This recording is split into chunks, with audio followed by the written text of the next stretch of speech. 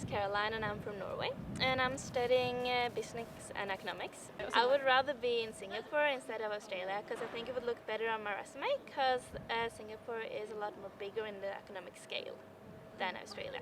I think a lot of firms are going to move over there to invest in Singapore, and it would be look right that I said that I've been studying in Singapore, I know the culture, I know the way they're thinking, and I thought that maybe get me like ahead of other students. Caroline's ideas are shared with international students across the world, making the intake of international students in Australia a decreasing trend. Group of 8, a coalition of 8 leading Australian universities, considers this concerning. This sort of decline hasn't ever really happened before. That's true. They were increasing quite substantially, and then it flattened off in 2009, 10, and then it started dropping from there. The impact on Australian universities has been significant. In the last year, a further 8% decrease in commencements has meant that revenue from international student fees declined by $2.2 billion in just 1 year, according to the ABS. Universities in Australia have become dependent on the income from international students to compensate for shortfalls in funding by government, both for teaching but particularly for research. So on average now, about 25% of revenue of universities across the board, and varies from a high of about 45% to a low of about 15.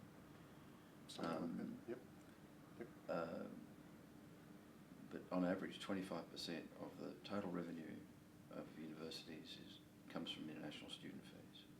That's very vulnerable for any sector to be so dependent. And the dependency is also double-edged because it's from a relatively small number of source countries, primarily in Asia, and in a narrow range of undergraduate fields, primarily in business. The decrease in international students coming to Australia partially comes from an increase in countries competing for higher education students. There's also a major, what we call import replacement effect in some of the source countries themselves. So Malaysia, Indonesia, Thailand, Vietnam, China, teaching more of their own students, and they're also taking some foreign students, and they're teaching in English. So you've got the countries that have traditionally sent us students are now themselves taking students from other countries, so it's a much more global competitive environment.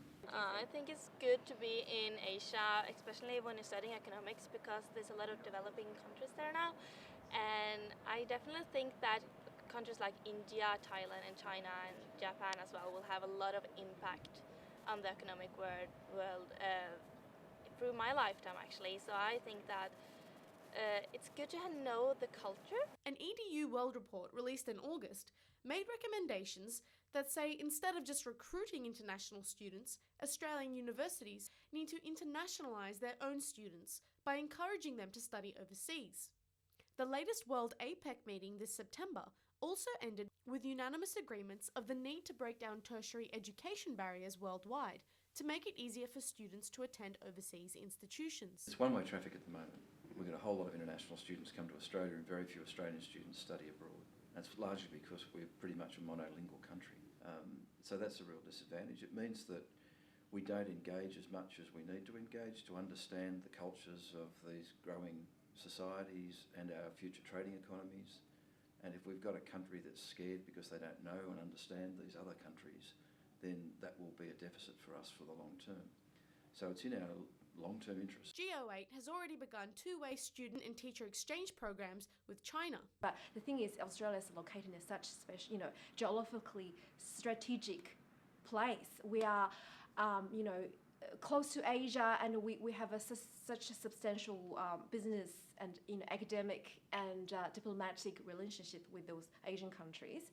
So actually, it's very important for us to recognize the importance of linking with the Asian universities and local people.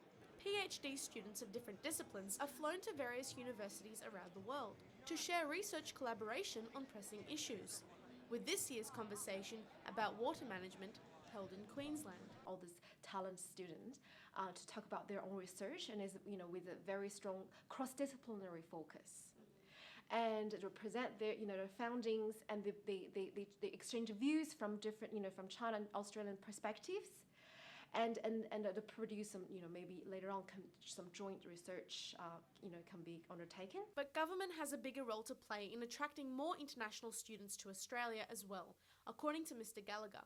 Recent criticism in the media suggests we should begin by ending the view of international students as cash cows.